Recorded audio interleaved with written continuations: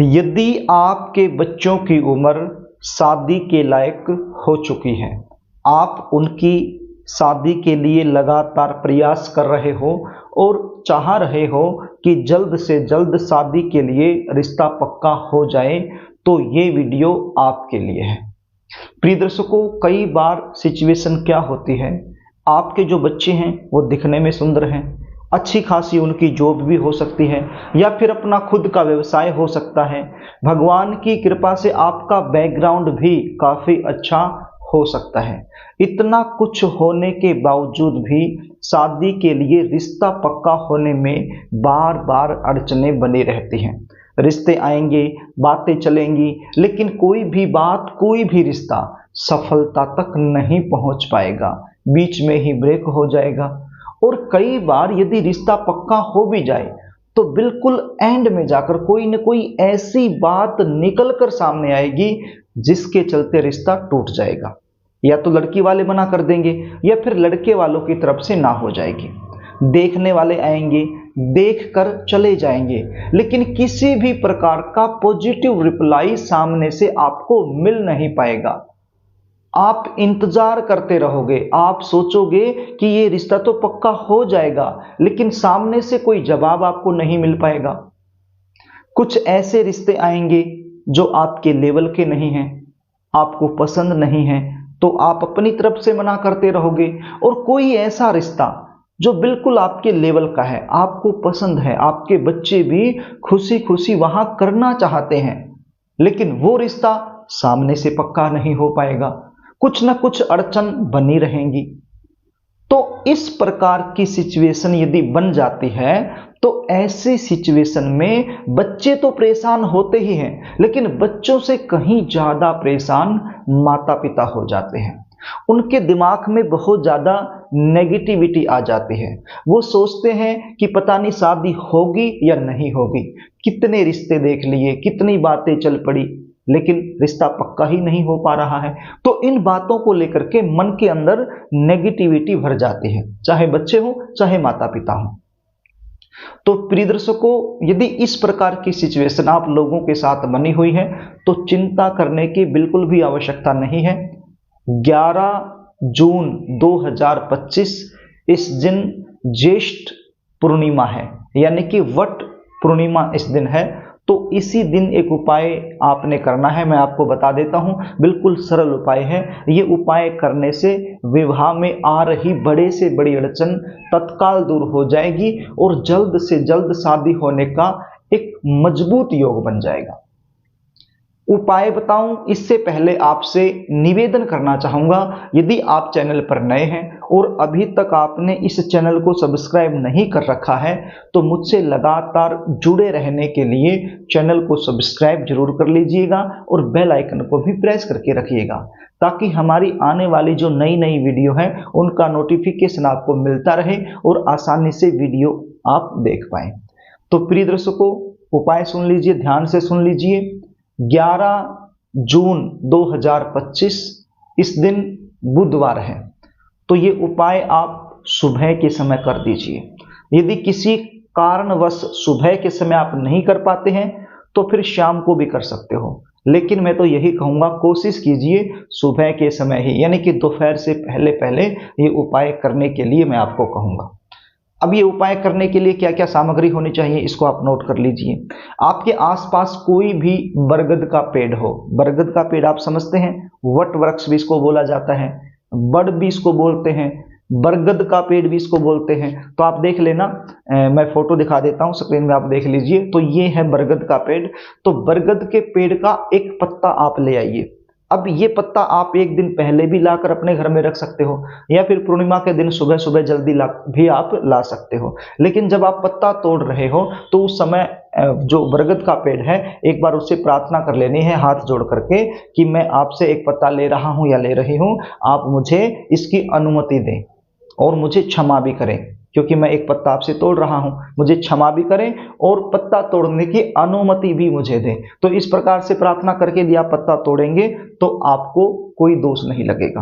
तो एक पत्ता आप तोड़ लीजिए, अपने घर ले आइए, या तो एक दिन पहले या सुबह सुबह आप लेकर आ सकते हो। यदि एक दिन पहले आप लेकर आ रहे हैं तो फिर इसको पानी में रख दीजिए या फिर किसी गीले कपड़े में लपेटकर फ्रीज में रख दीजिए ताकि ये ताज़ा रहे, फ्रेश रहे।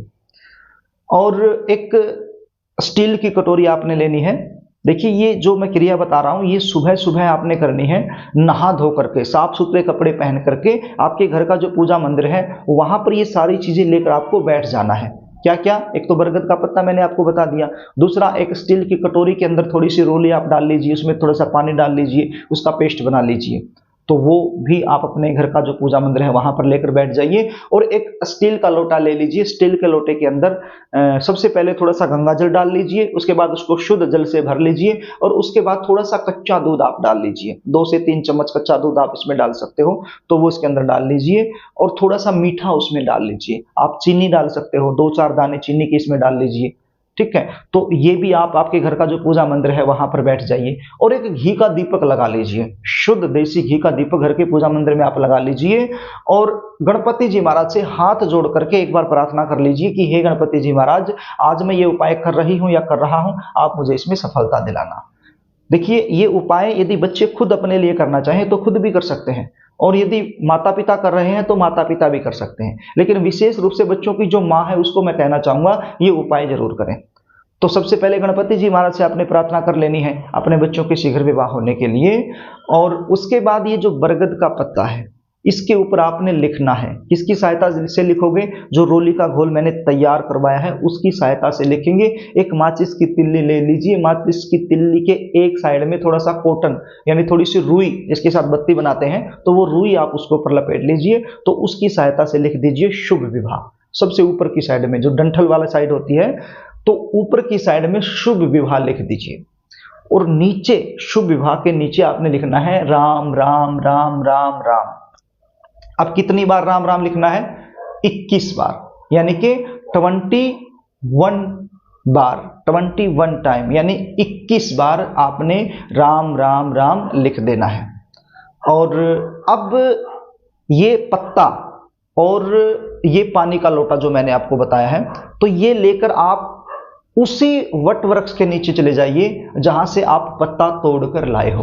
और यदि उस वट वृक्ष के नीचे आप नहीं जा सकते हैं तो फिर कोई भी और हो आपके आसपास बरगद का पेड़ जिसको वट वृक्ष भी बोलते हैं, तो आप वहां चले जाइए। वहां पर जाकर के ये जो पानी का लोटा है ये बरगद के पेड़ की जो जड़ है उसके अंदर डाल दीजिए, अपनी मनोकामना बोलते हुए, अपने बेटे का नाम बोलते हुए, बेटे का गोत्र बोलते हुए और जल्दी शादी होने की कामना करते हुए ये पानी बरगद के पेड़ की जड़ में आप डाल दीजिए। और उसके बाद ये जो पत्ता है ये भी आप बरगद के पेड़ के नीचे ही रख दीजिए, जड़ के पास जहां पर पानी आपने डाला है वहीं पर इस पत्ते को रख दीजिए। अपनी मनोकामना बोलते हुए, अपने बेटे का नाम, अपने बेटे का गोत्र बोलते हुए, उसकी जल्दी शादी होने की प्रार्थना करते हुए ये पत्ता भी बरगद के पेड़ की जड़ के पास ही आपने रख देना है।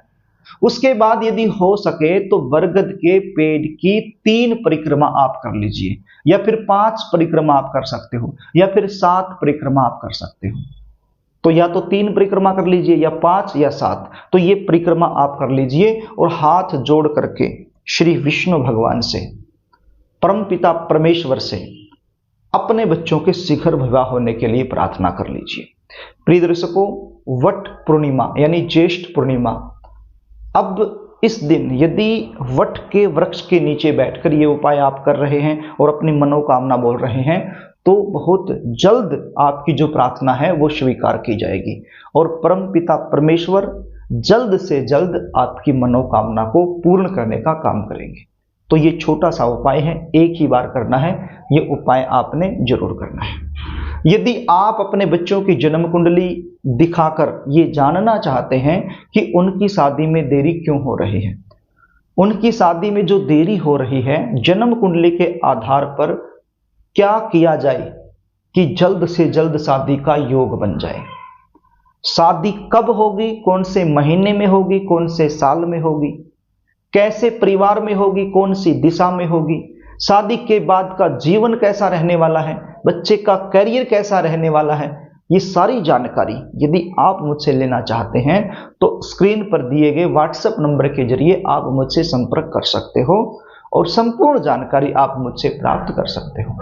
तो प्रिय दर्शकों, यदि कार्यक्रम आपको अच्छा लगे तो इस वीडियो को लाइक जरूर कर देना, इसको शेयर भी कर देना ताकि आप पुण्य के भागीदार बन जाए, और कमेंट बॉक्स में जय श्री राम जरूर लिख देना। आज के लिए बस इतना ही, आगे फिर मिलेंगे, तब तक के लिए नमस्कार।